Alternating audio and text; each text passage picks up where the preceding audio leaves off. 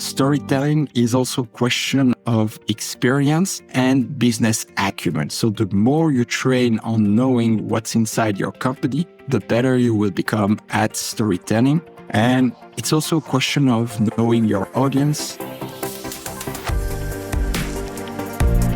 Welcome back to CFO Weekly, where we're talking with financial leaders about how to build efficiency in their teams, create time for strategy, and ultimately get results.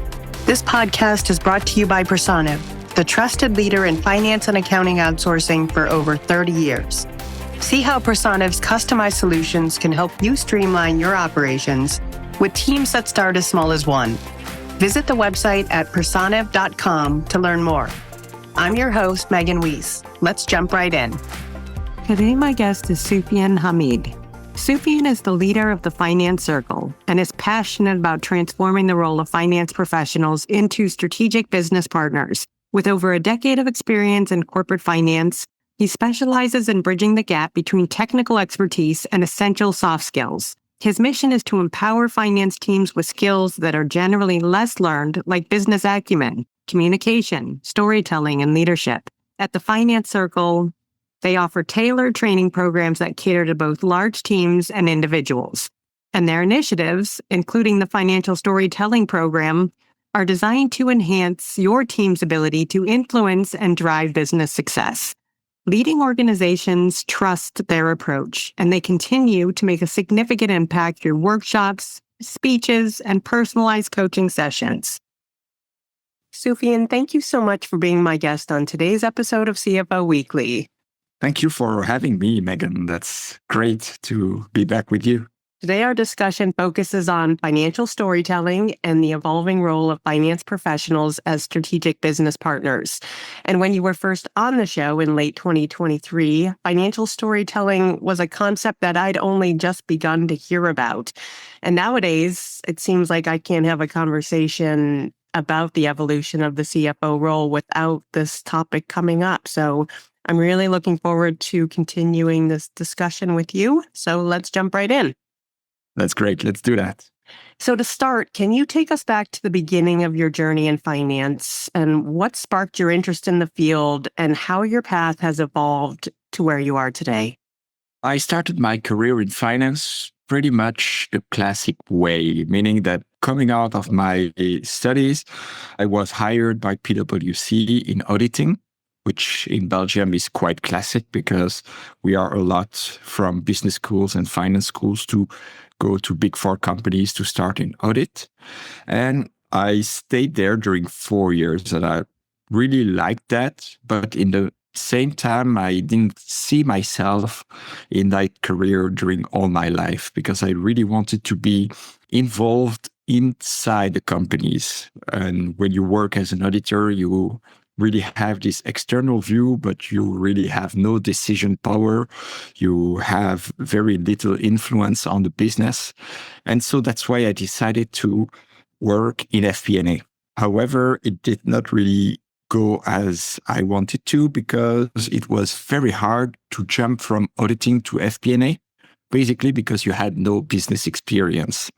And so my workaround for this was to join Deloitte in a very little department that was called Financial Resources and Outsourcing, in which we were assigned to companies in order to work as an FP&A professional, as an accounting professional, treasury also, in different companies for projects like 6 months or 1 year. And this is where I really learned what controlling was, what FP&A was.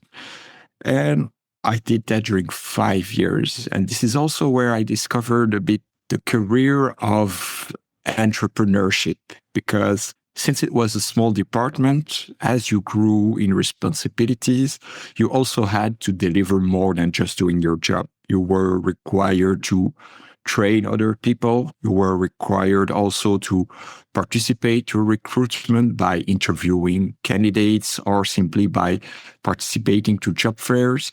And you also had, and that helps me a lot today, to work on reaching out to people. Well, on the commercial part of the job, meaning finding new clients, finding new projects, finding new assignments.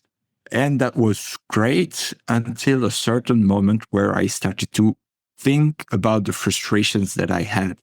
Because although this was interesting to learn the first steps into FP&A, the most difficult, and I'm FP&A and CFOs will tell you the same, the most difficult is to continue to work on the duration, meaning that you work on a budget. Well, you want to see it through. You want to see if it worked, if it was well done, if it's accurate, if it can be improved. And you want to see your work evolving together with the company, things that you could not do as a consultant because you were there only for 6 months to 1 year. So I decided to leave Deloitte and join a telco company in Belgium, which is called Proximus, as a finance business partner. And this is really where I learned what controlling, finance, business partnering, FP&A was.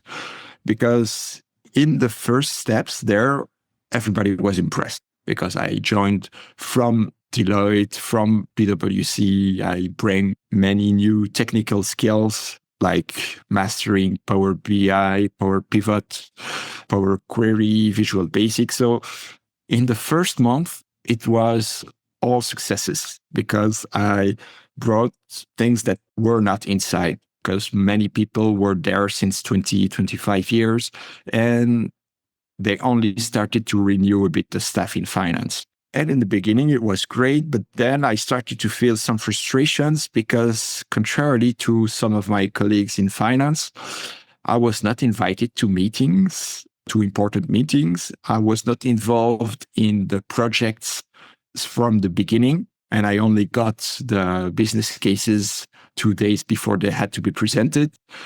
And I didn't really get many questions or requests to help the business. So I started to think that I may have misunderstood the concept of finance business partnering, or simply that I was doing something wrong.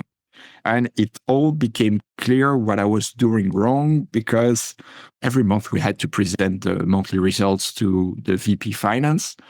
And every month it was somehow a frustration for everyone because there were more questions unanswered in the end than in the beginning.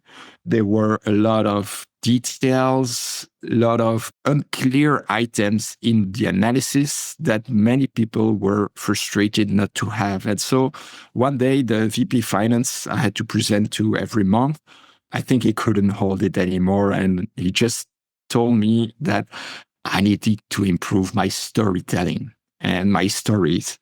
And for me, that was the first time I heard about stories. For me, when you talked about storytelling, it was more marketing stuff, sales stuff, in order to sell things to people, to deceive people into something they didn't especially want to. But I never heard of it in the context of finance. And that's where, because I'm a susceptible person, I took it a bit personally. For me, I was doing things great, and I wanted to prove him wrong, that I could build great stories, great presentations. And I started to follow trainings, training to deliver a good TED Talk. I joined the Toastmasters. And by learning all of these, I started to get more sense about what was expected of a good presentation.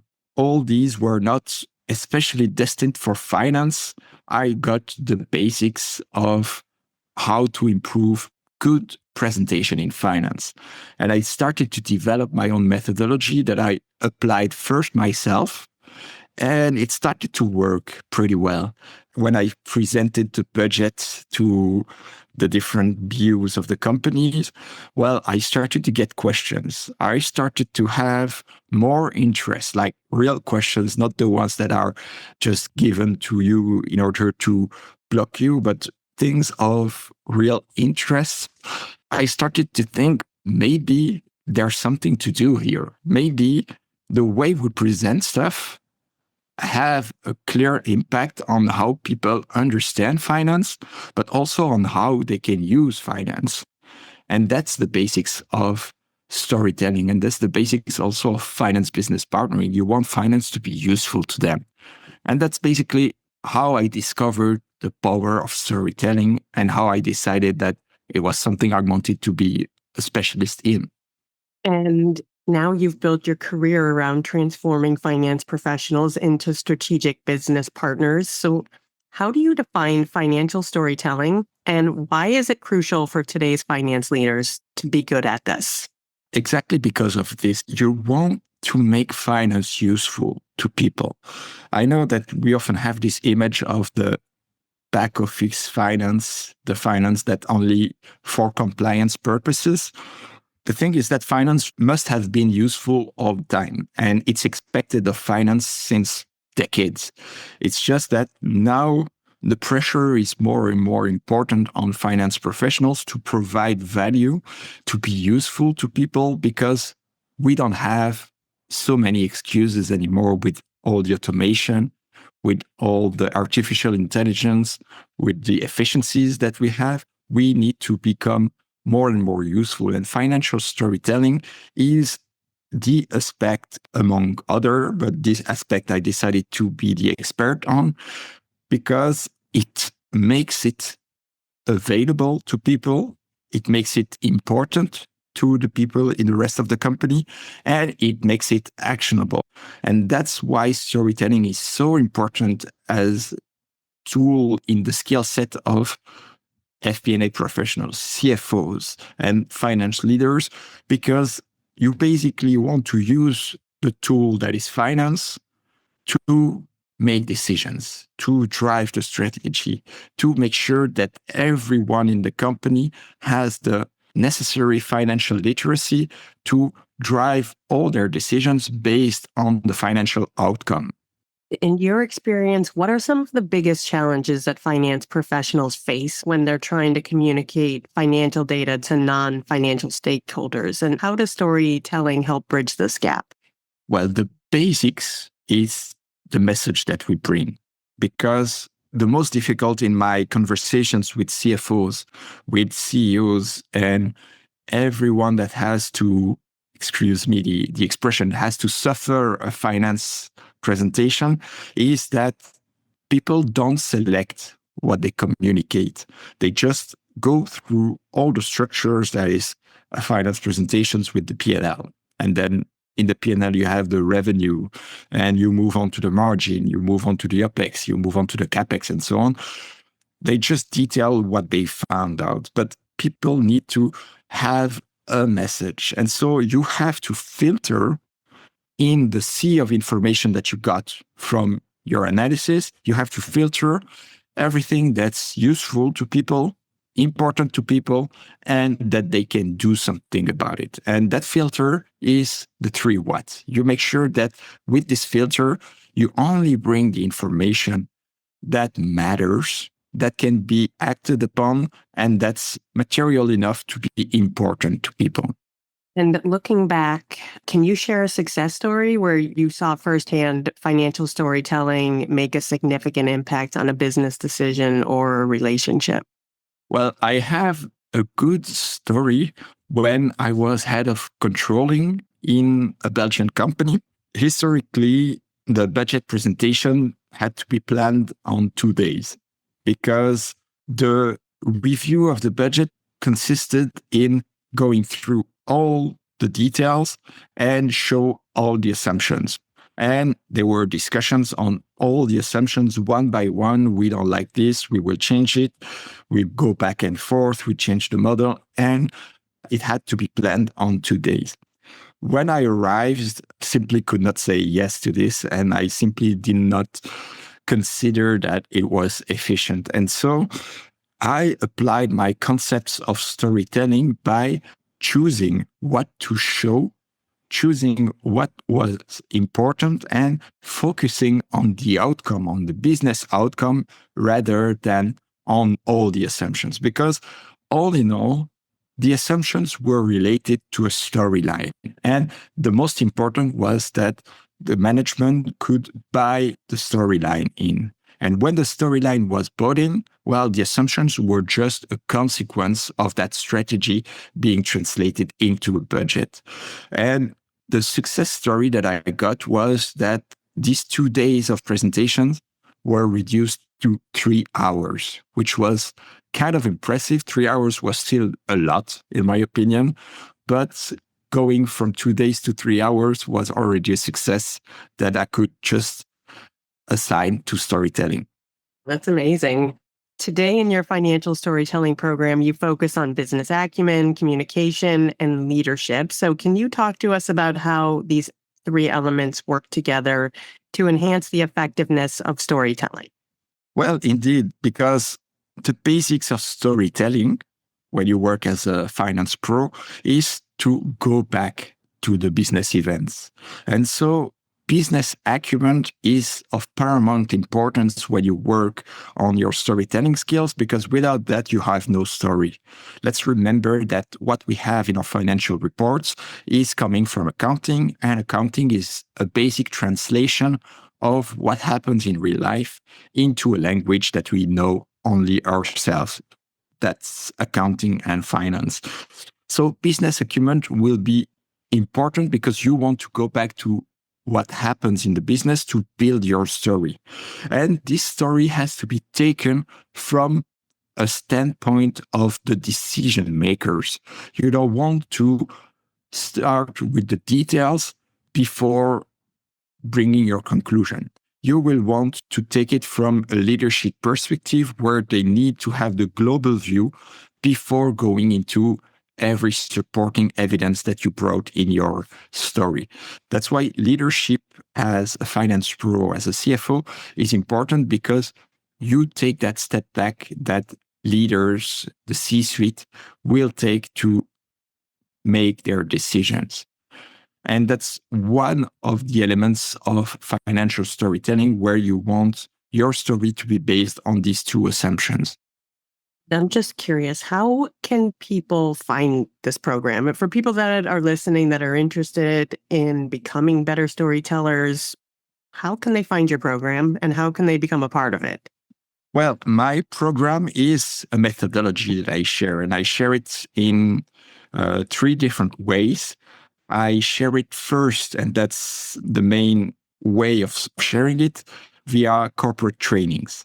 That's something that I do with companies where the CFO or the FP&A manager wants their staff to improve their storytelling skills. And so I train them in a full day training where we go from the analysis part, which is where most finance pros stop, and we go from selecting what information to share to the moment in which they indeed communicated via presentation.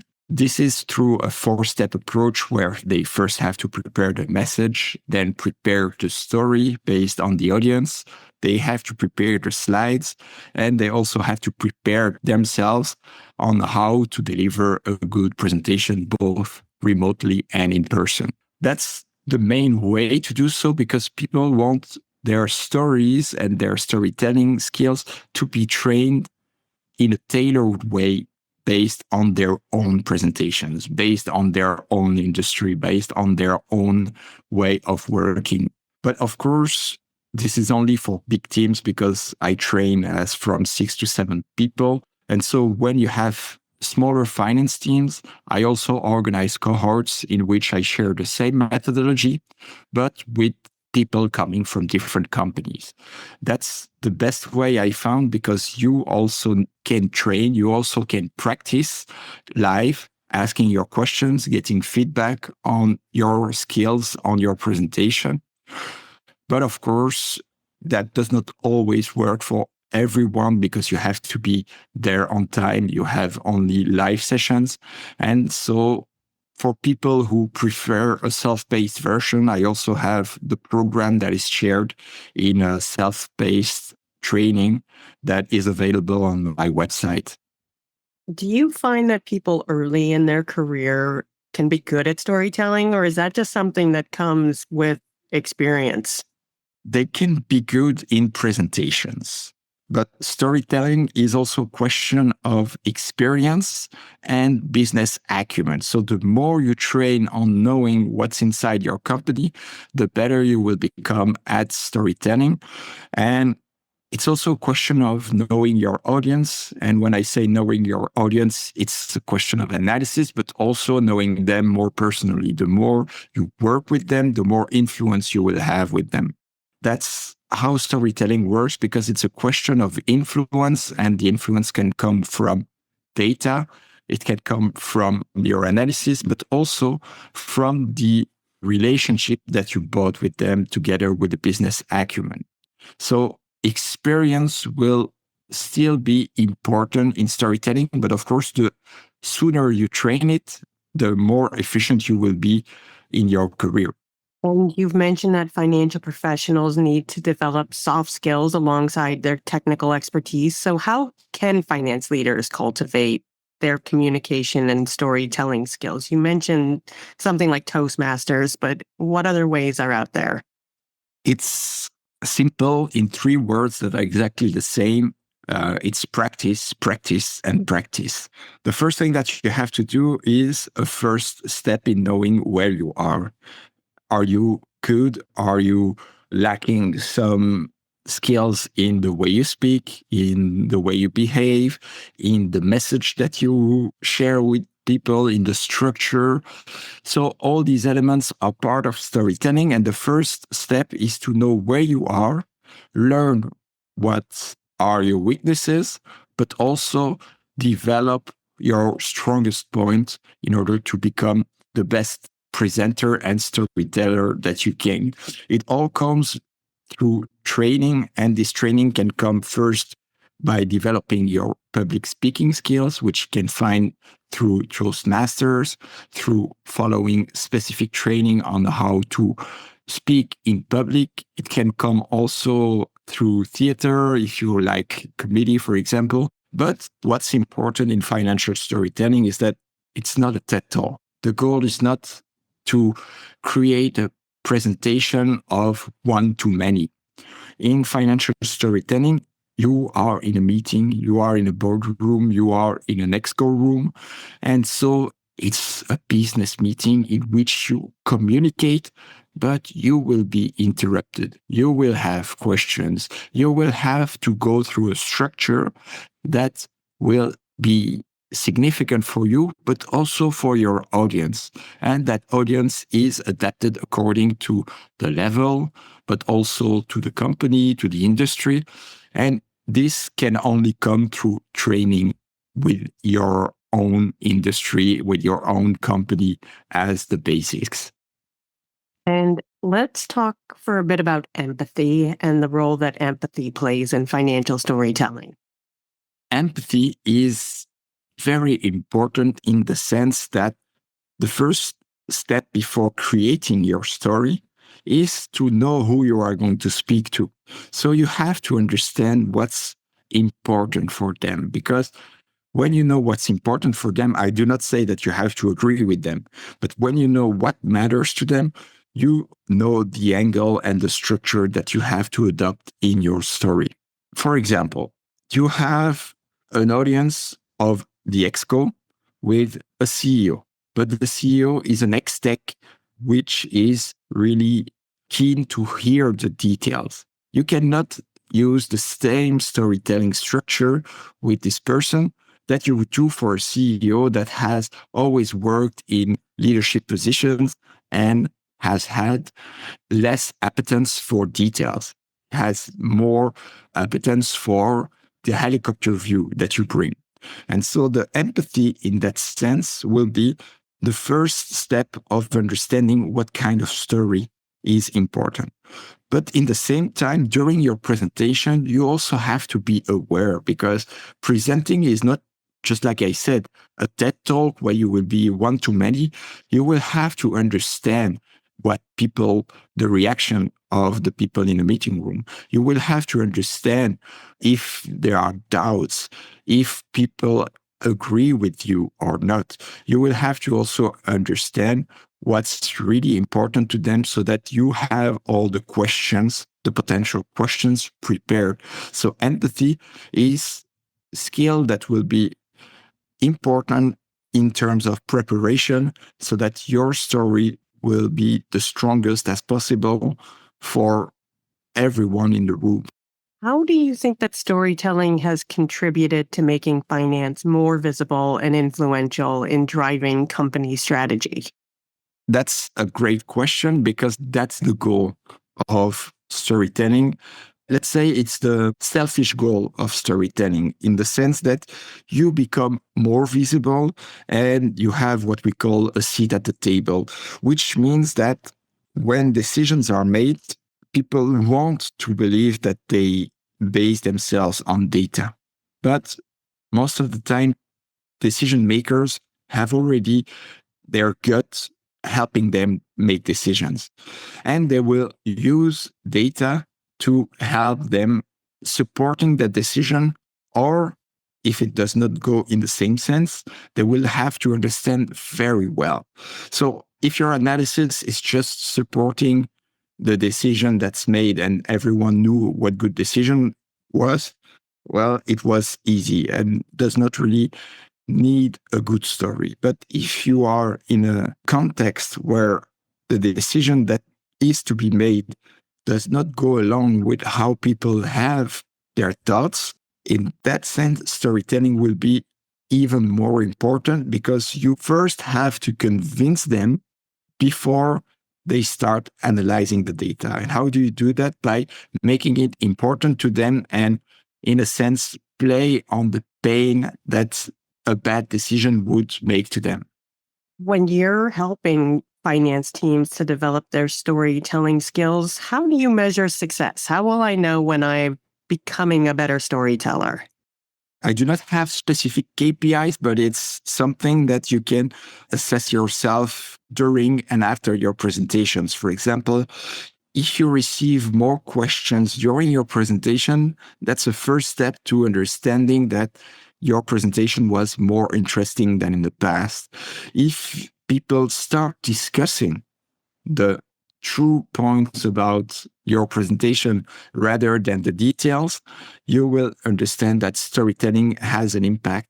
If you have real action points by the end of a meeting, that means that storytelling has an impact because the goal of storytelling is to make sure that people find it important enough and interesting enough to do something about it. So if at the end of the meeting, they just say, hey, thanks for your presentation, see you next week, it did not make a good effect. But if they say at the end of the meeting, okay, thanks for your presentation, this is what we will do, and next month we will assess our actions by checking this and this and this, this is how you understand that your story has had an impact. So all these elements on the follow-up and on the drive of your meeting will show how storytelling had an impact during your presentation. And looking forward, how do you see the role of storytelling evolving in the next 3 to 5 years, especially with the increasing use of data analytics, but especially AI? I see that more as the end of our excuses to not do that, because I asked my audience to explain why storytelling was not yet something that they did. And most of the time you have the lack of structure, but also the lack of time. And I can understand it if you do everything manually, if you have to do your reporting manually, that you have to look for your analytics, that you have to also look for the specific outliers, the trends, and so on. But more with the new analytics tool with AI, all of these should be done by the machines, the robots, let's say. With the new tools, it's not yet 100% correct, but with the new tools, you will be able to put a data set in an intelligence and they will just outline what the trends are, what the outliers are. And so from there, something that used to take 70% of our time, it will take like 5 to 10% of our time. But what to do with the 90%? Well, you will have to go and challenge your findings with the business. You will have to know the business partners you will work with and you will present to. You will also understand which kind of story structure will work to make a decision relevant. And all these things that we should have done already in the last 10 to 15 years, well, we will have time for this. So definitely using AI for storytelling is very important because it will allow us to still remain relevant with our human skills in the coming years, thanks to the technology. And last question, but for listeners out there who are interested in learning more about your program, where can they find more information? Do you have a website? Yes, I have a website. This is called thefinancecircle.com. So thefinancecircle.com in one word. This is where you will find my contact details. You will find the different programs that I lead, both for teams and for individuals. And for people who are curious to have a chat with me, you can contact me on LinkedIn. Just connect and we'll start discussing on how I can help your teams become better storytellers. Soufyan, thank you so much for being my guest today. Thank you for welcoming me, Megan. Yeah, absolutely. I appreciate you taking the time to come back and share all your knowledge with our listeners. And I wish you all the best. Thank you. See you next time. Thank you. You've been listening to CFO Weekly, presented by Personiv. Please subscribe wherever you get your podcasts to hear all of our episodes. Want to learn more? Check out personiv.com. Thanks for listening.